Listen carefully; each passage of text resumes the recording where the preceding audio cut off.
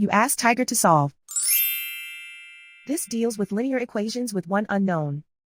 The final result is x equals 6. Let's solve it step by step. Group all constants on the right side of the equation. Subtract 10 from both sides. Simplify the arithmetic.